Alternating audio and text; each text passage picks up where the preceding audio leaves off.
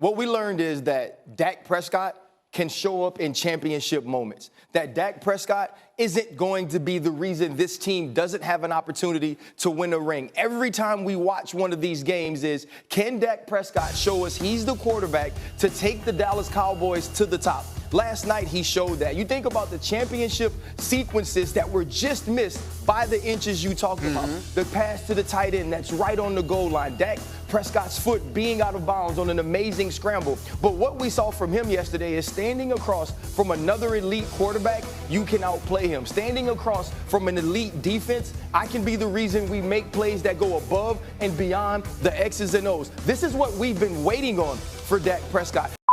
What'd you learn about Dak Prescott? Oh, Dak's a freaking warrior. There's multiple times I was like, that's Dak Prescott, bro. Like, he's a dog. He a warrior. I got unbelievable amount of confidence in him. I thought he had a great game. I think people need to put more respect on him. He outplayed everyone today. I'm asking, if you were asked this question right now, rank the quarterbacks based on their performance. We are at the exact midway point of the season. Would Dak, by anyone's metric, finish in the top 5?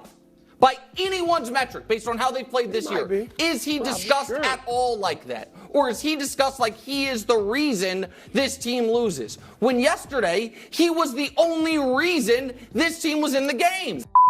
Yes, everyone, cry, Eagles fans, cry, because I know y'all were wanting to hear the praises and the gospel of Jalen Hurts and the Philadelphia Eagles be sung after squeaking out a victory over the Dallas Cowboys with the assistance of our right tackle and the referees. But alas, that is not what you're hearing. The rest of the world is finally starting to realize who Rain Dakota Prescott actually is.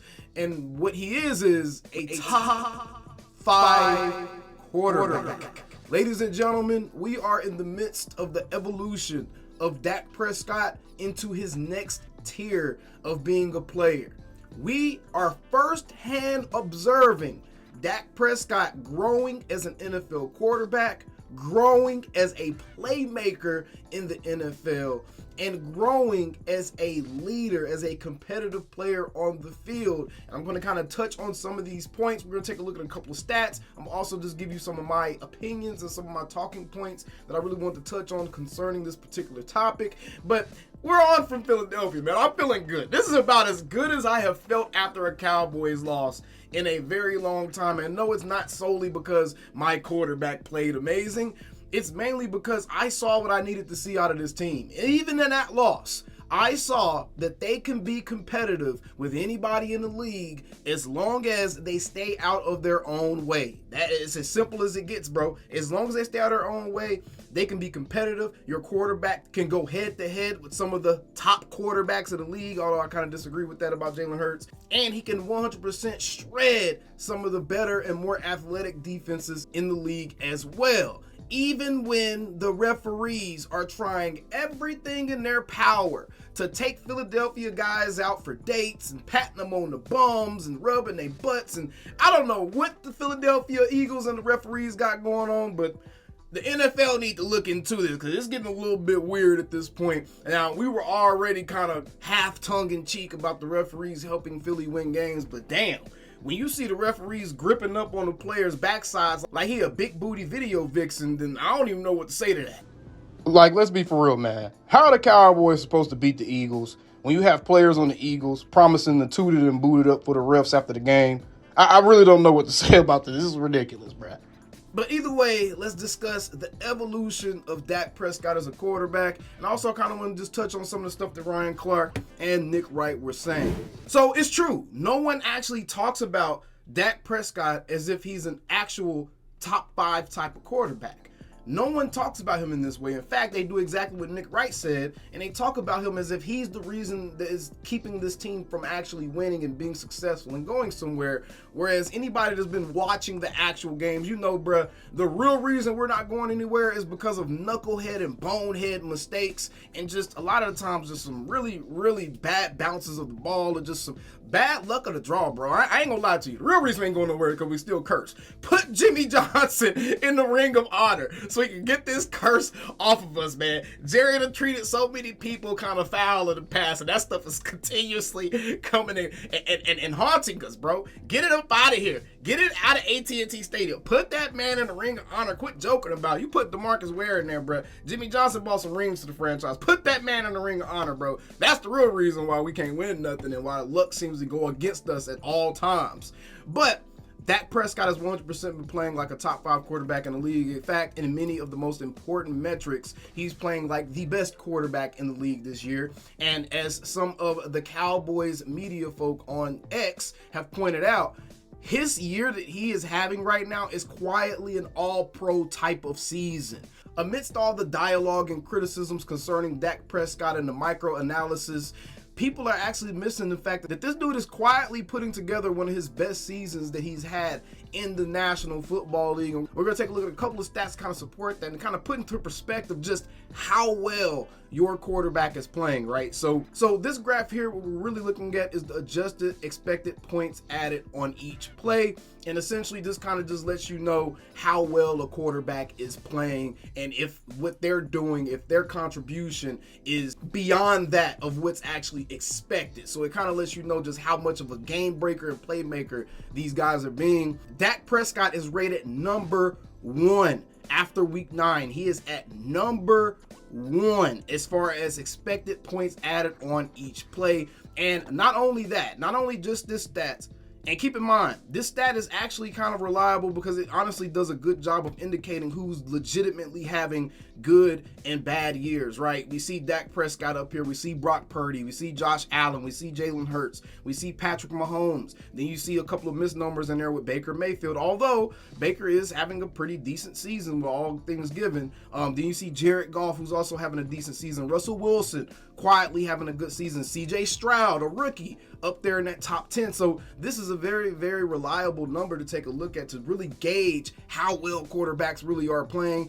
Justin Herbert way down there at number 18. And that is about right. If you take a look at Justin Herbert, if you take a look at what he's been doing this year, it's been very, very average. It's been very, very run-of-the-mill, right down the middle of the road type quarterback play. No, a lot of these dudes that the media has propped up as the next comings of the QB Jesus and baby Jesus and all this other stuff, these dudes are not playing up to those titles. They're not playing up to those monikers like at all. Dak Prescott is playing like he's one of the best quarterbacks in the league, and this is exactly the time you should expect this to happen. Remember, in one of our most recent videos, we discussed some career comparisons for Dak Prescott, actually taking a look at him compared to quarterbacks like Kurt Warner, Drew Brees, Peyton Manning, and his path is right on par with what they did and accomplished in the NFL. And him ascending in year 8, which is really his 7th season because he missed the whole season, but him ascending in year 8 is right on time when with Peyton Manning and some of these other guys really started to put themselves into that conversation of being uber competitive. We didn't see Drew Brees and the Saints being consistently looked at as Super Bowl contenders until Drew Brees was like in year 9, 10, 11. Peyton Manning didn't win his first Super Bowl until after year 8. So this is right on time, and this is why I say we're seeing the evolution of Dak Prescott, because usually if quarterbacks, franchise quarterbacks specifically, if they have another level to go to, when they get into this veteran phase, like that fringe veteran phase of their career, that's usually when they take their game up a level. That's usually when you see the mental aspect of their game start to take another step. And I would argue that we're 100% seeing the mental aspect of Dak Prescott's game take another step. I want you guys to sit back and think about what I'm about to ask you. When is the last time that we were able to noticeably see the difference between how not only Dak Prescott is playing, but how the offense is being run mid-season? When is the last time we've seen that? After the 49ers game, something completely flipped to where either Dak Prescott had a conversation with somebody or somebody had a conversation with Dak, and they agreed that, hey, at this point, we just need to let you do what you're going to do, man. We need to let you ball out. Forget trying to run this 3-step drop, 4-step drop type of system, 2-step drop type of system. Get the ball out immediately. 3 and 5 yard passes, sometimes behind the line of scrimmage. They threw a lot of that out, And now what we're starting to see are plays being made strictly on the shoulder and legs of Dak Prescott, obviously along with the help of CeeDee Lamb, of Jake Ferguson. Some of these other guys are starting to come into their own. And speaking of CeeDee Lamb, I want to talk about, obviously he's in the middle of one of his best career stretches that he's ever had in his career. He's almost at 1,000 yards this season already, and we're in week 9 right now. So CeeDee Lamb is 100% in the midst of his best career season. This is perfect timing. This is exactly what you want to see. You want to have a fringe veteran quarterback, 30 years old, around that age. That's really prime age for a quarterback. That's right when quarterbacks are usually about to enter their prime, is when they're 29, 30, 31, and they're in that age right there. That's when they're entering their prime. You have your prime quarterback with a franchise #1 receiver. This right here is the formula. This is when you start to see your players take that next step. Dak Prescott has not had a #1 receiver that he was meant to grow with as a franchise player since he's been here. He had Dez Bryant for a year. Yes, Dez Bryant is a #1 receiver.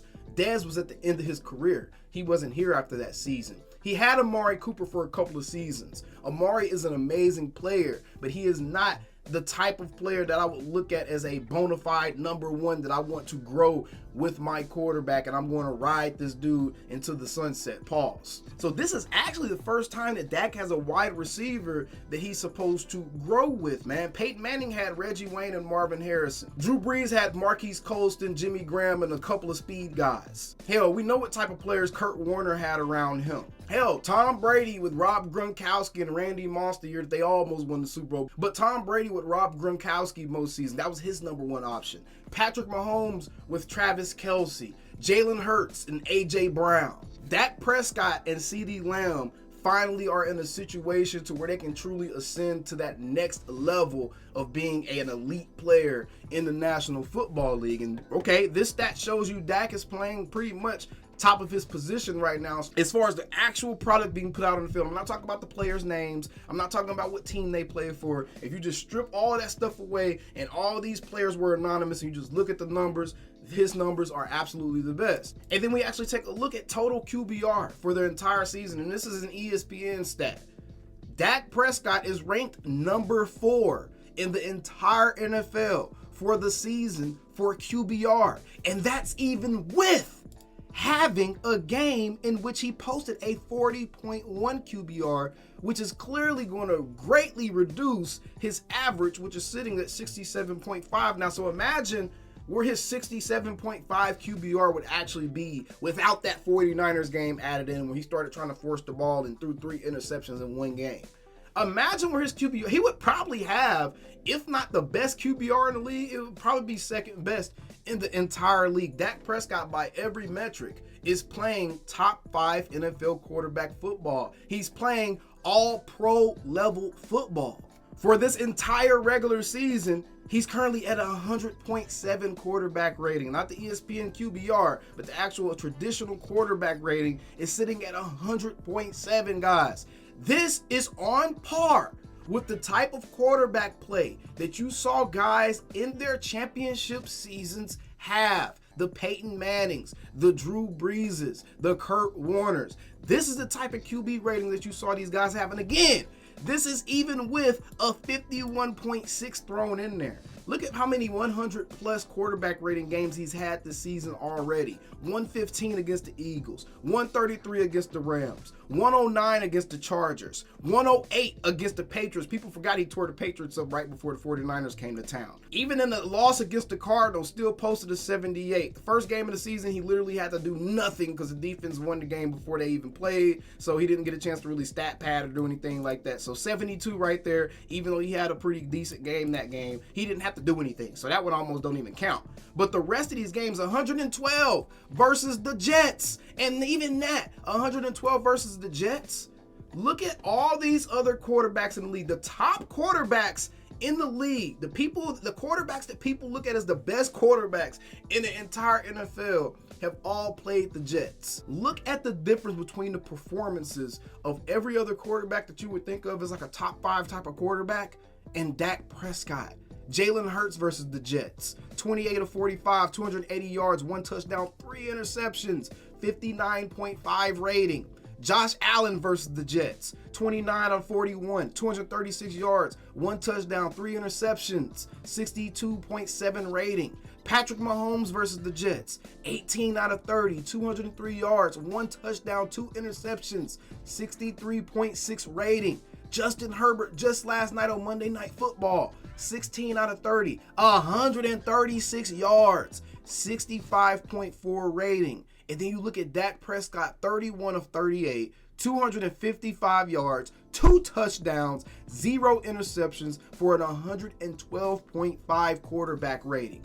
What this shows you is Dak Prescott, against what's considered one of the best defenses in the entire NFL, has actually stood against the trend that supports the Jets being one of the best NFL defenses and played better than any of the other top quarterbacks in the league against this very same defense. And this is even with having a right tackle who's still recovering from an ACL injury and posting a pass block grade of 15, bruh. A pass block grade of 15 is putrid. I could probably go out there and put a pass block grade up like that. And it's putrid. I probably couldn't do that. I'm not going to sit here and disrespect NFL players like that. But y'all know what I'm saying, bro. Giving up 12 pressures, 7 hurries, 4 sacks in a singular game for one player is putrid, bro. So if you want to look at anything that should lead you to question why we lost the game or why what happened or whatever it is, I'm going to tell you right now. Blaming for is the wrong move. Blaming for is going to make you look like an absolute moron, because that is not why the Cowboys lost that game. You could sit here and point out a couple of plays. I've seen people trying to cherry pick different all-22 film, and then you have people like Law Nation come over here and actually give the whole accurate picture and showing the full 22 so you can actually see that everything was done correctly on this play. Dak went to the correct read. He went to the correct way that the play was designed to go to. He has pressure coming from the right side of the line, so no way he's going to step into the pressure to try to make a throw to Brandon Cooks over there. If Jake Ferguson runs his route the correct way and he actually rubs the defender, he gets his defender to rub the defender that's supposed to be covering Schoonmaker, that's a touchdown. That's not even that's a null and void point. Talking about him stepping out on a 2-point conversion is also a null void point. You have professional football players and former players telling you, bro, that is not as easy of a play to make as you may think it is. They're running full speed on that field and he's trying not to get hit by a man that's trying to rip his head off. And the leverage of the play forces him to step out of bounds by an inch. Does it suck that we didn't get that too? Did it play a part in the game? Absolutely. I'm not going to act like it didn't matter. But you're not going to look at these types of plays and be discouraged. You're going to look at these types of plays and actually be encouraged, because these were winning plays. These were plays that an inch here, an inch there, and the entire conversation changes. These are the plays that you want your actual players to be making.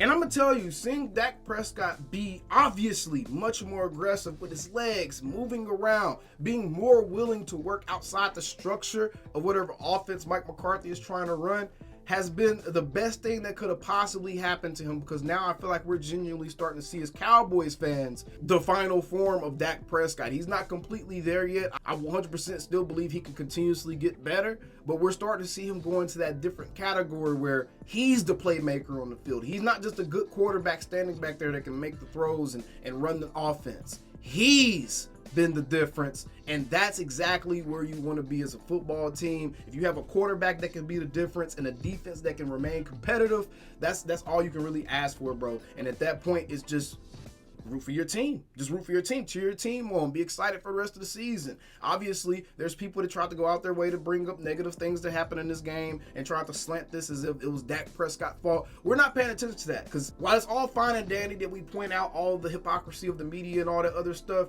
it's also very, very important that while I'm doing that, I come back and reinforce why we're doing it. Our quarterback is playing as a top 5, if not top 3 NFL quarterback right now. And I think that we all need to take a step back and really appreciate what he and this offense is morphing into, and the connection that we're starting to see with CeeDee Lamb. Because like I just mentioned, bro, you will not see a legendary NFL quarterback that didn't have that receiver to kind of come up with him, whether it's a tight end or wide receiver. You will not see that. For the first time in Dak Prescott's career, he has a true bona fide #1 option that he's going to continue to grow with and get better with throughout the remainders of their careers, and I just can't wait to see the rest of it, bro. So y'all already know how I'm about to end this video. How about them Cowboys?